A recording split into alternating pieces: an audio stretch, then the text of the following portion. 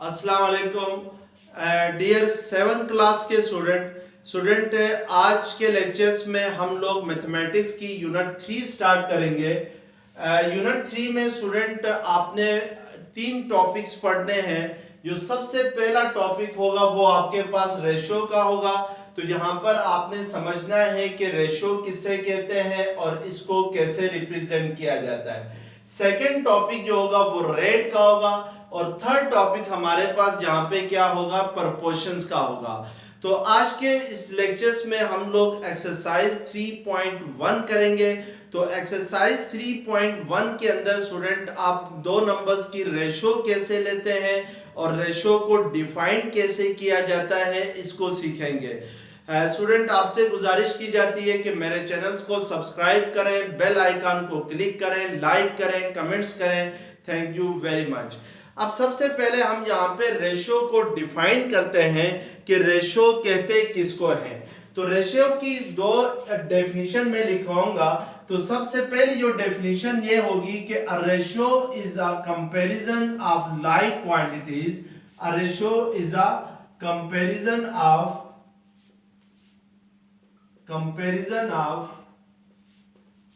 Like quantities, यानी अगर दो लाइक क्वांटिटीज को या सेम क्वांटिटीज को आप कंपेयर करते हैं तो उसको हम क्या कहते हैं, रेशो कहते हैं। या इसकी डेफिनेशन ये होगी स्टूडेंट कि a fraction between two quantities, a fraction between two quantities is called ratio. या अगर आप इसको इस तरीके से भी कह सकते हैं कि अगर दो क्वांटिटीज के दरमियान हम फ्रैक्शन ले लें, यानी जो रेशो होगी वो क्या होगी, a fraction between two quantities is called ratio. Between two same quantities है, ये याद रखें स्टूडेंट। जहां पे आपके पास सेम या लाइक क्वांटिटीज है, यानी जिन क्वांटिटीज को आप कंपेयर कर रहे हैं वो हर हाल में क्या होनी चाहिए, लाइक क्वांटिटीज होनी चाहिए। तो सेकंड डेफिनेशन है रेशो की कि a fraction between two same quantities is called ratio है। अब स्टूडेंट फॉर एग्जांपल मैं जो फर्स्ट क्वांटिटी है उसको ए का नाम देता हूं। लेट्स सपोज जो फर्स्ट क्वांटिटी है उसको हम क्या नाम दे देते हैं, ए का नाम देते हैं। और जो सेकंड क्वांटिटी है उसको लेट्स सपोज आप बी का नाम दे दें। तो सेकंड क्वांटिटी को हम बी कहते हैं। तो फिर मैं अगर इन दोनों क्वांटिटीज में रेशो फ्रैक्शन ले लूं या इन दोनों क्वांटिटीज को कंपेयर करूं तो मैं इन दोनों क्वांटिटीज में फ्रैक्शन कैसे लूंगा, a डिवाइडेड बाय b से लूंगा। जब भी किसी नंबर को आप 4 डिवाइडेड बाय 5 है तो ये जो 4 डिवाइडेड बाय 5 है ये फ्रैक्शनल नंबर कहलाता है, क्योंकि ये आपके पास इसमें नोमिनेटर और डिनोमिनेटर आता है। अब हम अगर इसको a डिवाइडेड बाय b की फॉर्म में लिखें इन दोनों क्वांटिटीज को तो ये क्या कहलाती है, रेशो कहलाती है। अब रेशो को रिप्रेजेंट कैसे किया जाता है ये देखना है आपने। इट इज रिप्रेजेंटेड बाय, इसको हम रिप्रेजेंट करते हैं या डिनोट करते हैं, it is represented by A ratio B. यहाँ पे स्टूडेंट ये जो दो कॉलन है ये रेशो को रिप्रेजेंट करने के लिए यूज होते हैं, यानी रेशो को हम लोग दो कॉलन के जरिए क्या करते हैं, रिप्रेजेंट करते हैं। तो अब अगर ये a डिवाइडेड बाय b जो है इसको हम क्या लिखेंगे, a रेशो b लिखेंगे। तो इस तरीके से हम रेशो को क्या करते हैं, डिफाइन करते हैं। अब स्टूडेंट मैंने जो पहली डेफिनेशन लिखी है रेशो की वो क्या लिखी है कि a ratio is a comparison of like quantities.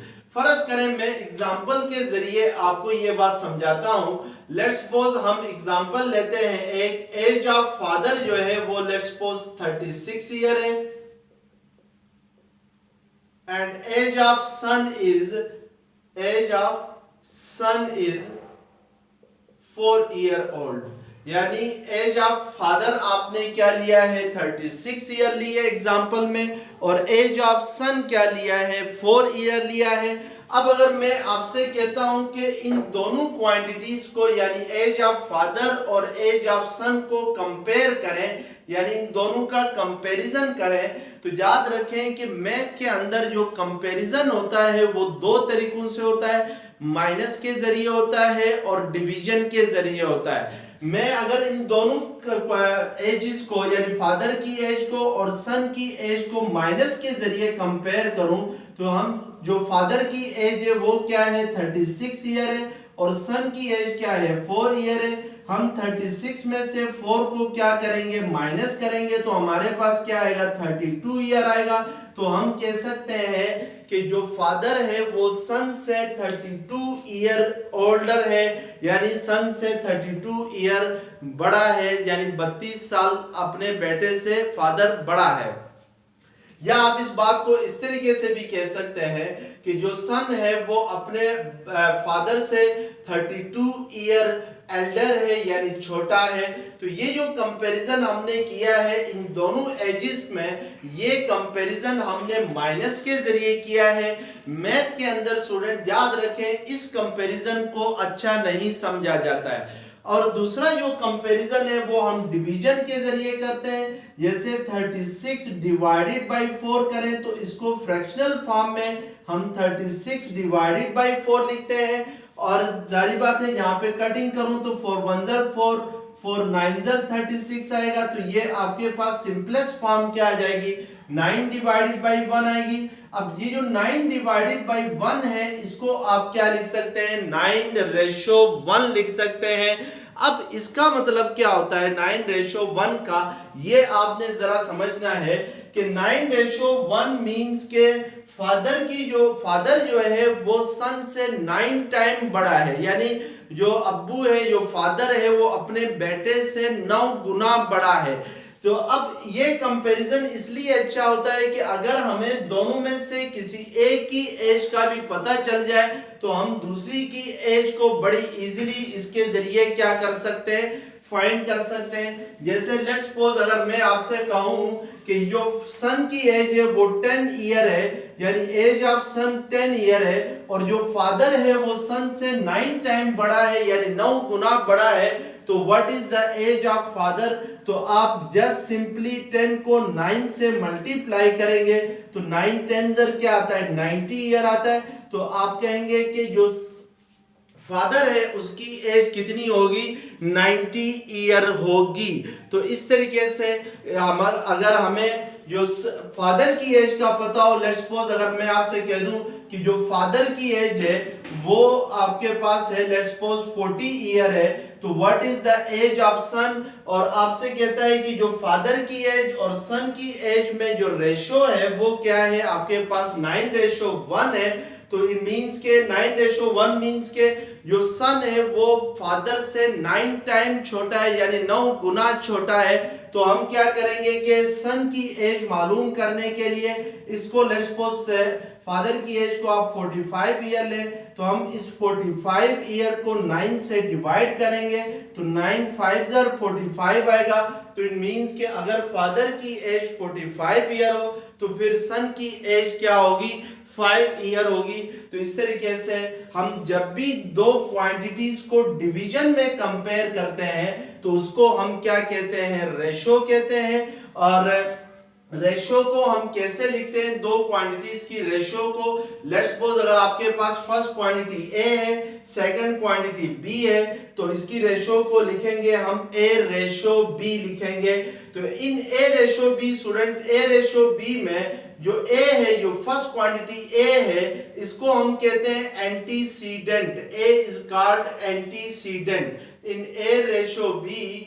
A ratio B में ए को क्या कहते हैं एंटीसीडेंट कहते हैं, और जो बी है सेकंड क्वांटिटी जो बी है ये क्या कहलाता है इट इज कॉल्ड कॉन्सिक्वेंट। जो सेकंड क्वांटिटी बी है उसको हम क्या कहते हैं कॉन्सिक्वेंट कहते हैं, यानी फाइनल क्वांटिटी या कॉन्सिक्वेंट क्वांटिटी भी इसको कहा जाता है। अब याद रखें स्टूडेंट, ए रेशो बी में ये जो ऑर्डर होता है ये बड़ा इंपॉर्टेंट होता है, यानी ए रेशो बी कभी भी बी रेशो ए के इक्वल नहीं होता है, ये दो डिफरेंट रेशो होंगी। जैसे हमने अभी लिया था 36 रेशो 4, अगर मैं ले लूं, जो एज ऑफ फादर थी वो 36 था और एज ऑफ सन जो थी वो 4 ईयर थी, तो 36 रेशो 4 क्या होगा, 36 डिवाइडेड बाई 4 होगा। अगर मैं 4 रेशो 36 करूं तो ये किसके इक्वल होगा, ये आपके पास इक्वल होगा 4 डिवाइडेड बाई 36 के इक्वल होगा। तो इट मींस के 36 रेशो 4 36 आवर 4 के इक्वल होता है और 4 रेशो 36 4 आवर 36 के इक्वल होता है। तो ये 36 बाई 4 और 4 बाई 36 आपस में कभी भी इक्वल नहीं हो सकते हैं, तो इसलिए हम कहते हैं कि ए रेशो बी कभी भी बी रेशो ए के इक्वल नहीं होता है। तो हम रेशो को फ्रैक्शनल फॉर्म में क्या लिखते हैं, ए डिवाइडेड बाई बी लिखते हैं। और रेशो हमेशा क्या ली जाती है, लाइक क्वांटिटीज में ली जाती है, सेम क्वांटिटीज में ली जाती है। एक बात हुई। दूसरी बात ये याद रखें स्टूडेंट कि रेशो की कोई यूनिट नहीं होती है, ये भी आप नोट में लिखें कि रेशो हैज नो यूनिट, यानी रेशो की यूनिट नहीं होती है। रेशो हैज नो यूनिट, इसकी कोई यूनिट नहीं होती है। तो ये 3-4 बातें थी। अब इन्हीं डेफिनेशंस को हम यूज करते हुए एक्सरसाइज 3.1 करते हैं। तो आइए देखते हैं एक्सरसाइज 3.1 के। अब एक्सरसाइज 3.1 का क्वेश्चन नंबर 1 है, A diaster leaf team consists of engineer and doctor in the ratio 2:5. If part A है इसका, if there are 18 engineers find the number of doctors, और पार्ट बी है if there are 65 doctors find the number of engineers। अब यहाँ पे student कह रहा है कि एक डायस्टर रिलीफ टीम है। डायस्टर कहते हैं जिस तरीके से सैलाब आया है जैसे पाकिस्तान में रिसेंटली, तो ये एक बहुत बड़ा डायस्टर हुआ है। डायस्टर रिलीफ टीम में डॉक्टर्स और इंजीनियर्स है, यानी इंजीनियर्स और डॉक्टर किस रेशो में गए हुए हैं, 2:5 में गए हुए हैं। यानी इंजीनियर और डॉक्टर में जो रेशो है, इंजीनियर रेशो डॉक्टर करता हूं, E for engineer D for doctor, वो 2:5 है। इसका मतलब है कि अगर 2 इंजीनियर होंगे तो उसके मुकाबले में डॉक्टर कितने होंगे, 5 होंगे। 2:5 मींस के if there are 2 engineers then doctors are 5। तो ई रेशो डी आपके पास किसके इक्वल है, 2:5 के इक्वल है। अब ई रेशो डी को आप फ्रैक्शनल फॉर्म में ई डिवाइडेड बाई डी लिख सकते हैं। जैसे हम ए रेशो बी को क्या लिख सकते हैं, ए डिवाइडेड बाई बी लिख सकते हैं। सेम इसी तरीके से ई रेशो डी को आप ई डिवाइडेड बाई डी लिख सकते हैं और 2:5 को आप 2 डिवाइडेड बाई 5 भी लिख सकते हैं।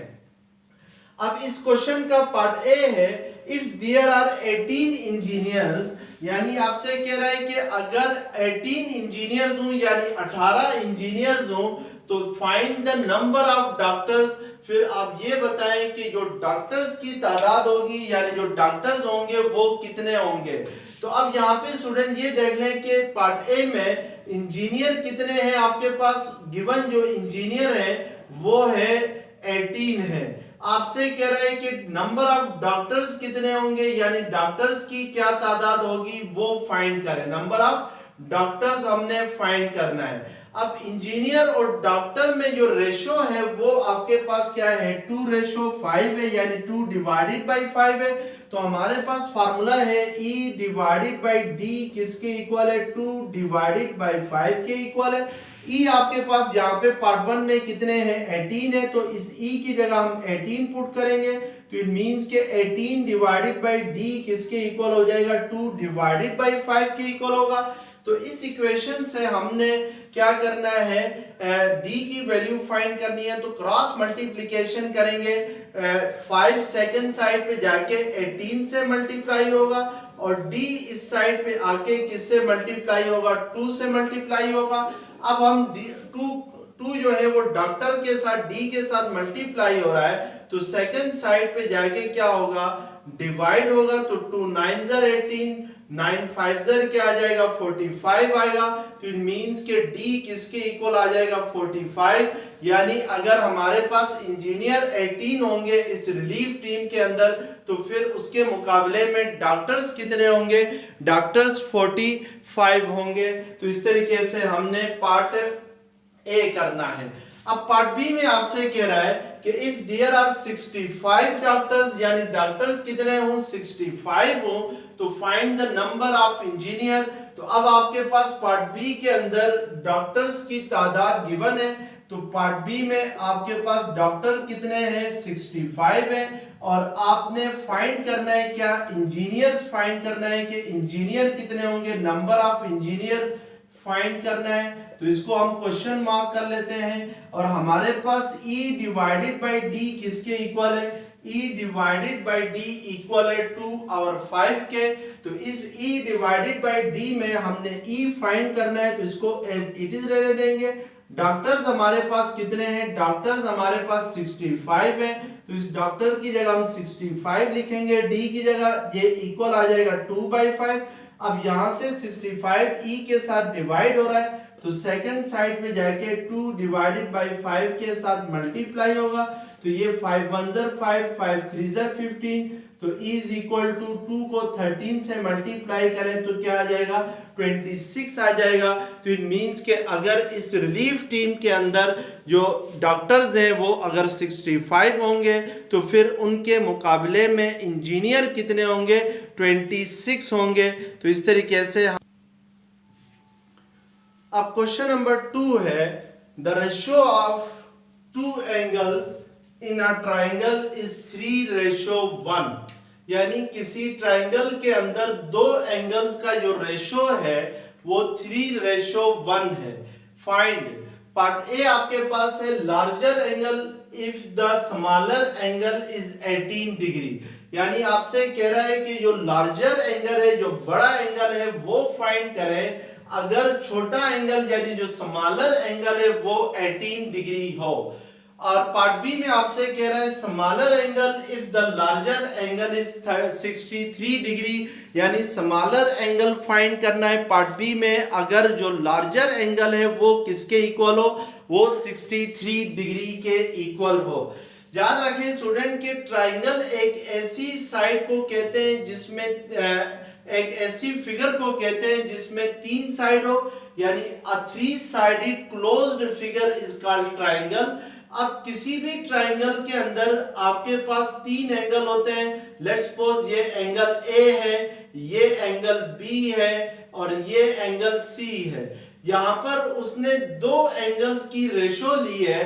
लेट्स सपोज मैं कहता हूं उसने एंगल ए और एंगल बी की रेशो ली है। तो एंगल ए जो है लेट्स सपोज लार्जर एंगल है और इन दोनों रेशो एंगल्स की रेशो उसने क्या बताई है 3:1 बताई है। तो इट मींस के जो बड़ा एंगल है वो 3 है और जो छोटा एंगल है let's suppose B is the smaller angle, तो वो क्या है आपके पास 1 है। यानी 3:1 के 1 से ये 2 एंगल है। अब हम पार्ट ए करते हैं, यानी मैं लार्जर एंगल को L से रिप्रेजेंट करता हूं और जो स्मॉलर एंगल है उसको S से रिप्रेजेंट करता हूं। तो लार्जर रेशियो स्मॉलर एंगल क्या है आपके पास, वो 3:1 है। यानी लार्जर एंगल आपके पास L है दैट इज 3 और जो स्मॉलर एंगल S है वो आपके पास 1 है। अब L/S को आप L डिवाइडेड बाई S लिख सकते हैं और 3:1 को आप क्या लिख सकते हैं 3 डिवाइडेड बाई 1 लिख सकते हैं। अब हम जरा पार्ट ए को अटेम्प्ट करते हैं। तो पार्ट ए में हमसे वो कहता है कि स्मॉलर एंगल 18 डिग्री है, यानी जो S है वो 18 डिग्री है। अब आपसे कह रहा है कि what is the larger angle, यानी आपने L फाइंड करना है पार्ट ए के अंदर। अब हमारे पास L डिवाइडेड बाई S किसके इक्वल है, L divided by S equal है 3 डिवाइडेड बाई 1 के। तो हम इस फार्मूले के अंदर S की जगह क्या पुट करेंगे, यानी स्मॉलर एंगल की जगह हम 18 डिग्री पुट करेंगे। तो ये इक्वल होगा 3 डिवाइडेड बाई 1। तो 18 सेकंड साइड पे जाके 3 के साथ क्या होगा, मल्टीप्लाई होगा। डिनोमिनेटर में 1 हो तो उससे ना भी लिखें तो कोई फर्क नहीं पड़ता है। तो 3 इंटू 18 किसके इक्वल होगा, 3 इंटू 18 इक्वल होगा 3 8 24, 2 कैरी गया, 3 1 3 प्लस 2 क्या होगा 54 डिग्री। इट मींस के अगर जो लार्जर स्मॉलर एंगल अगर आपके पास 18 डिग्री हो तो फिर जो लार्जर एंगल होगा वो किसके इक्वल होगा, वो 54 डिग्री के इक्वल होगा। तो इस तरीके से हम क्या कर सकते हैं, लार्जर एंगल को फाइंड कर सकते हैं। अब पार्ट बी में आपसे कह रहा है कि इस क्वेश्चन का पार्ट बी है कि if smaller angle if the larger angle is 63 degree, यानी पार्ट बी में आपने स्मॉलर एंगल फाइंड करना है, लार्जर एंगल गिवन है क्या 63 डिग्री गिवन है। तो अब आपने इस इक्वेशन के अंदर L divided by S is equal to 3 over 1 है, इसमें L की जगह आपने क्या पुट करना है, 63 डिग्री पुट करना है, और ये जो S है इसको एज इट इज रहने देना है, जिसको आपने फाइंड करना है। ये किसके इक्वल होगा, 3 डिवाइडेड बाय 1 के इक्वल होगा। तो 3 डिवाइडेड बाय 1 को एज इट इज लिखते हैं।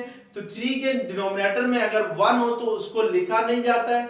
यहां से S फाइंड करना है तो S सेकंड साइड पे आके 3 के साथ क्या हो जाएगा, मल्टीप्लाई होगा, तो ये 3S होगा, और 3 सेकंड साइड पे जाके 63 से क्या होगा, डिवाइड होगा, क्योंकि ये S के साथ मल्टीप्लाई हो रहा है। तो 3 1 3, 3 2 6, 3 1 3 होता है।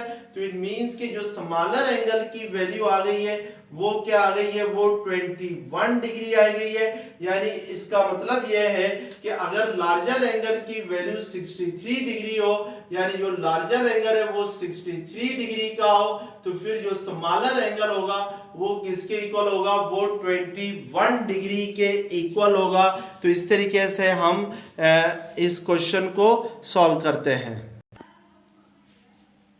क्वेश्चन नंबर 3 है, the ratio of teachers to student in a school is 1:15। यानी एक स्कूल के अंदर स्टूडेंट टीचर्स और स्टूडेंट में जो रेशियो है वो 1:15 है। इट मींस के अगर टीचर एक होगा तो उसके पीछे जो स्टूडेंट होंगे वो कितने होंगे, 15 होंगे। इफ देयर आर 675 स्टूडेंट्स, अगर यहाँ पे 675 स्टूडेंट्स हो तो how many teachers are there, तो आपको ये बताना है कि टीचर्स कितने होंगे। तो अब यहाँ पे सबसे पहले हम देखते हैं कि टीचर्स और स्टूडेंट में रेशियो क्या है। टीचर्स को मैं T से रिप्रेजेंट करता हूं और स्टूडेंट को S से रिप्रेजेंट करता हूं। तो टीचर रेशियो स्टूडेंट है 1:15 है, तो ये टीचर रेशियो स्टूडेंट है। अब T रेशियो S को आप फ्रैक्शनल फॉर्म में T डिवाइडेड बाय S लिख सकते हैं, और 1:15 को आप क्या लिख सकते हैं, 1 डिवाइडेड बाय 15 लिख सकते हैं, क्योंकि A रेशियो B को हम क्या लिख सकते हैं, A डिवाइडेड बाय B लिखते हैं फ्रैक्शनल फॉर्म में। अब स्टूडेंट यहाँ पर आपसे कह रहा है कि अगर जो स्टूडेंट हूं वो कितने हों, स्टूडेंट अगर आपके पास हो 675 हो तो फिर टीचर्स कितने होंगे ये आपने फाइंड करना है, यानी T फाइंड करना है। S आपके पास क्या है, गिवन है। तो इस इक्वेशन के अंदर T डिवाइडेड बाय S किसके इक्वल है, 1/15 है। हम T को एज इट इज रहने देंगे, S की जगह हम क्या लिखेंगे, 675 लिखेंगे, इक्वल टू क्या है, 1 डिवाइडेड बाय 15 है इस इक्वेशन में। अब 675 जो है वो सेकंड साइड पे जाके 1 डिवाइडेड बाय 15 के साथ क्या होगा, मल्टीप्लाई होगा, क्योंकि राइट है लेफ्ट हैंड साइड पे ये डिवाइड हो रहा है। तो अब इसको अगर कटिंग करें तो 5 3 15 होता है, 5 1 5 1 कैरी आ गया, 5 3 15 2 कैरी आ गया, 5 5 25, फिर ये 3 4 12 1 कैरी आ गया, 3 5 15। तो इट मींस के टीचर कितने होंगे, 45 टीचर होंगे। अगर आपके पास स्कूल में कितने स्टूडेंट हो, 675 स्टूडेंट हो, तो फिर 675 स्टूडेंट्स को पढ़ाने के लिए हमें टीचर्स कितने चाहिए होंगे, 45 टीचर्स चाहिए होंगे। अब क्वेश्चन नंबर 4 है student, an MP3 player is bought for rupees 24,000 and sold for rupees 27,000. Find ratio of cost price to selling price. Student cost price वो होती है, लेट्स सपोज अगर आप कोई प्रोडक्ट जो है जिस कीमत पे लेते हैं या शॉपकीपर जिस कीमत पे जिस चीज को लेता है वो कीमत वो प्राइस कॉस्ट प्राइस कहलाएगी, और आगे कस्टमर को वो जिस प्राइस पे जिस कीमत पे वो चीज फरोख्त करेगा, उस प्रोडक्ट को फरोख्त करेगा, वो उसकी सेलिंग प्राइस कहलाएगी। जैसे फॉर एग्जांपल ये जो पेन है ये शॉपकीपर जो है 100 रुपए में लेता है और कस्टमर को ये 150 रुपीज में सेल करता है, तो कॉस्ट प्राइस क्या होगी 100 रुपीज होगी, और जो सेलिंग प्राइस होगी यानी जो सेल प्राइस होगी वो क्या होगी इसकी 150 रुपीज होगी। अब यहाँ पर आपने कॉस्ट प्राइस और सेल प्राइस में क्या फाइंड करना है, रेशो फाइंड करना है। तो जो MP3 प्लेयर है उसकी कॉस्ट प्राइस कितनी है, कॉस्ट प्राइस आपके पास है 24,000 है, कॉस्ट प्राइस 24,000 है, और सेल प्राइस उसकी कितनी है, सेल प्राइस है 27,000 है। तो अब आपने इस कॉस्ट प्राइस और सेल प्राइस में रेशो फाइंड करना है। तो कॉस्ट प्राइस को हम C से रिप्रेजेंट करते हैं और सेल प्राइस को हम S से रिप्रेजेंट करते हैं।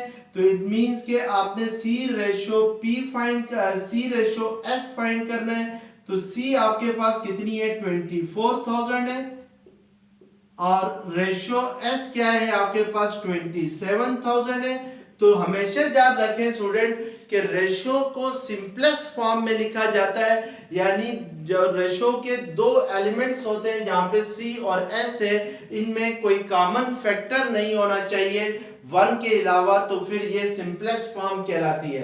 तो इसको सिंपलेस्ट फॉर्म में लिखने के लिए मैं इसको फ्रैक्शनल फॉर्म में लिखता हूं। तो C रेशो S को हम C डिवाइडेड बाई S लिख सकते हैं, और 24,000 रेशो 27,000 को हम लोग 24,000 डिवाइडेड बाई 27,000 लिख सकते हैं। तो अब ये 3 जीरोस और ये 3 जीरोस क्या हो जाएंगे, कैंसल हो जाएंगे। तो आपके पास 3 से कटिंग होती है, 3 8 24, 3 9 27। तो इट मींस के C ratio C divided by S किसके इक्वल आ जाएगा, 8 डिवाइडेड बाई 9 के इक्वल आएगा। ये जो 8 डिवाइडेड बाई 9 है ये सिंपलेस्ट फॉर्म में, या इसको हम कहते हैं ये लोवेस्ट फॉर्म में। ये सिंपलेस्ट फॉर्म में इसलिए है कि 8 और 9 में अब कोई कॉमन फैक्टर बाकी नहीं बचा है, तो हम इस C डिवाइडेड बाई S को अगेन C रेशो S लिखते हैं, और 8 डिवाइडेड बाई 9 को रेशो की फॉर्म में क्या लिखते हैं, 8 रेशो 9 लिखते हैं। तो इट मींस के सेलिंग प्राइस और कॉस्ट प्राइस और सेलिंग प्राइस में जो रेशो होगी वो क्या होगी, 8 रेशो 9 होगी। तो इस तरीके से हम लोग इन दोनों में कॉस्ट प्राइस और सेल प्राइस में क्या फाइंड करते हैं, रेशो फाइंड करते हैं। अगर ये लेक्चर्स पसंद आ गया है तो चैनल्स को सब्सक्राइब करें, बेल आइकन को क्लिक करें। Thank you very much. Allah Hafiz.